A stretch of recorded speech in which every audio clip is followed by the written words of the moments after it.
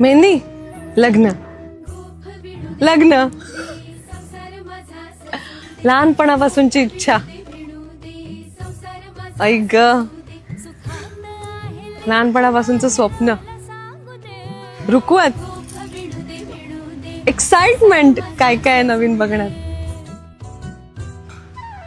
आई वडिलांच्या मनातला त्यावेळेचा थॉट काय असेल. एकमेकांना ती जी वचनं असतात, 7 वचनं आणि ते 7 फेरे.